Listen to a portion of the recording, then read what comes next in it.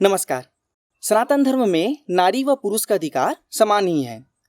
कुछ स्थान विशेष में तो नारी को अधिक महत्व देने की बात भी कही गई है, पर पिछले 1000 से 1500 वर्षों में नारियों की स्थिति में गिरावट हुई है। उन पर अत्याचार हुए, चाहे वो विदेशी आक्रमणकारी द्वारा हो, चाहे हमारे घर के ही कुछ कपटियों द्वारा हो। कुछ दुष्टों ने शास्त्रों में प्रक्षेप कर नारी को अशुभ व नीच बता दिया एवं इसे भी शास्त्र सम्मत ठहराने लगे, पर वास्तविकता इससे बिल्कुल भिन्न है।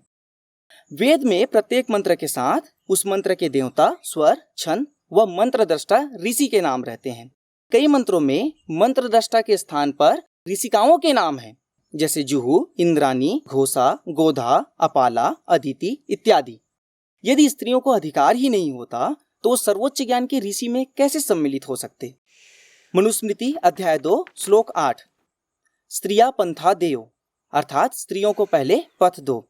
मनुस्मृति के ही अध्याय 9 श्लोक 13, प्रजनार्था महाभागा पुजारहा गृह दीप्तया, स्त्रिया श्रियश्च गेहेषु न विशेषो अस्ति कश्चिन, अर्थात संतानोत्पत्ति के लिए महाभाग्योदय करने वाली, पूजा के योग्य, घर को प्रकाशित करने वाली यह स्त्रियां ही हैं।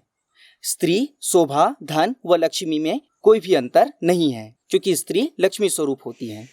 अध्याय 8 श्लोक 198, नारी नाम च विशेषता हरने वध मरहति, अर्थात विशेषता नारी को जो अपहरण करे उसका वध तक कर देना चाहिए। कुछ लोग यह आक्षेप लगाते हैं कि यदि ऐसा ही है तो बाल विवाह क्यों कराया जाता था। हमें यह समझना होगा कि बाल विवाह की परंपरा कुछ 1000-1500 वर्ष पुरानी ही है, क्योंकि उस समय विदेशी आक्रमणकारी युवतियों को अपहरण कर उनका व्यापार कर उन्हें बेच देते थे एवं उनका दुरुपयोग करते थे। अतः कुछ माता पिता ने यह निश्चय किया कि उनकी पुत्रियों का विवाह बाल्यकाल में ही करा दिया जाए, ताकि वे अपने उत्तरदायित्व से बच सके। कुछ कमजोरों ने पुत्री होने पर शोक मनाना शुरू कर दिया।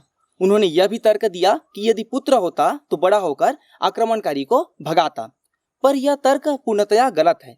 कारण कि यदि उन्हें एक क्षत्रिय ही चाहिए तो वो अपने पुत्र या पुत्री दोनों को ही क्षत्रिय बना सकता था या स्वयं युद्ध में जाकर लड़ सकते थे, परंतु उन्होंने ऐसा नहीं किया।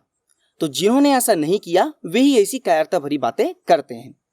मनुस्मृति अध्याय 9 श्लोक 35, त्रीणि वर्षाण्यु दीक्षेत कुमार्य ऋतुमती सती, ऊर्ध्वं तु कालादेत स्माद्विन्देत सद्य संपत्तिम, अर्थात ऋतुकाल आरंभ होने के 3 साल छोड़कर चौथे वर्ष में यदि कन्या विवाह करना चाहे तो अपने समान युवा खोजकर उससे विवाह कर सकती है। स्त्रियों में सामान्यतः ऋतुकाल 13 से 15 वर्ष के बीच में आता है, तो 3 साल छोड़कर अर्थात 16 से 17 वर्ष के बीच में यदि स्त्री चाहे तो विवाह कर सकती है। यही आयु पुरुषों में 25 वर्ष की है। कुछ लोगों को यह आयु का अंतर बहुत लग सकता है।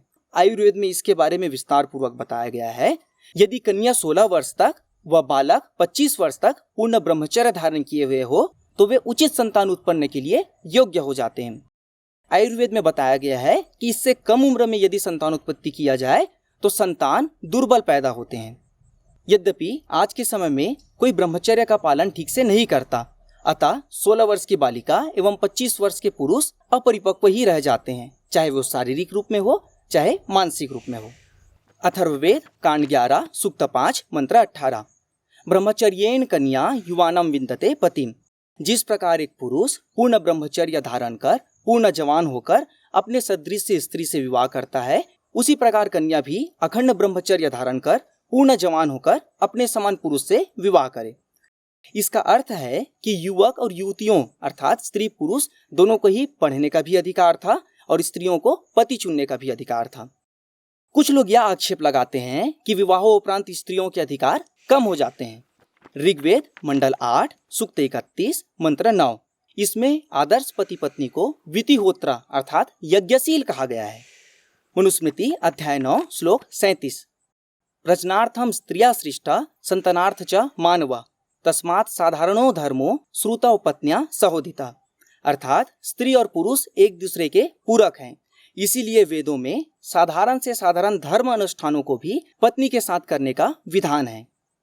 सती बहुत ही पवित्र शब्द है। इसका अर्थ ही होता है कि वह स्त्री जो धर्म का पालन करे, जो साध्वी हो या पतिव्रता हो। पिछले कुछ 1000 वर्षों में आक्रमणकारी जब आक्रमण करते थे तो राजा या उसकी सेना को मारने के बाद उनकी पत्नियों का अपहरण कर लेते थे। तो उन्होंने अपना सम्मान बचाने के लिए पति की चिताग्नि में ही कूदना सही समझा। धीरे धीरे यह परंपरा बाध्यता में बदलने लगी एवं जिसके भी पति का देहावसान होता उस स्त्री को उस चिता अग्नि में धकेले जाने लगा। यद्यपि ऐसा हुआ है, पर उतना भी नहीं हुआ है जितना ये कुछ कपटी लोग एवं विदेशी आक्रमणकारी बढ़ा चढ़ाकर बताते हैं। इसके उदाहरण भी हमें 1000 से 1500 वर्ष के बीच ही मिलेंगे, इससे पूर्व नहीं मिलेंगे।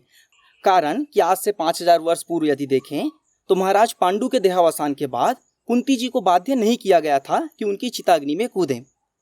यदि और पूर्व देखें तो राजा दशरथ के देहावसान के बाद उनकी किन्हीं भी रानियों को चिता अग्नि में कूदने के लिए बाध्य नहीं किया गया था। इसका बहुत सुंदर उदाहरण रानी लक्ष्मीबाई है, जिनके पति का देहावसान हो गया था, उसके बाद भी उन्होंने युद्ध लड़ा। सनातन धर्मी सदैव नारियों का सम्मान करते हैं। कुछ लोग यह आक्षेप लगाते हैं कि यदि सम्मान ही करते हो तो उन्हें चूल्हा चौकी का काम क्यों पकड़ाते हो। तो यह सत्य है कि जिन्होंने नारियों को चूल्हा चौकी तक ही सीमित रखा वे घोर पाप करते हैं, एवं जो व्यक्ति उन्हें अन्य अधिकारों के साथ साथ चूल्हा का काम या फिर कहें कि अन्न का काम दे वे धन्य हैं। कारण कि सनातन धर्म में अन्न को श्रेष्ठ बताया गया है, एवं जो व्यक्ति चाहे वो पुरुष हो या महिला हो अन्न बनाते एवं परोसते हैं वे उच्च कोटि के श्रेष्ठ कार्य करते हैं एवं वे पूजनीय हैं, क्योंकि अन्न से ही हमारा सब चीज चलता है। अतः अन्न बनाना कोई नीच या छोटा कार्य नहीं है, अपितु यह श्रेष्ठ कार्य है। मनुस्मृति अध्याय 3 श्लोक 36। यत्र नार्यस्तु पूज्यन्ते रमन्ते तत्र देवता यत्र तास्तु न पूज्यन्ते सर्वास्तत्र फला क्रिया। अर्थात जहाँ नारियों का सम्मान होता है वहाँ विद्या युक्त एवं गुणी संतान उत्पन्न होते हैं। जहाँ नारियों का सत्कार नहीं होता वहाँ सब कार्य निष्फल रह जाते हैं। नमस्कार।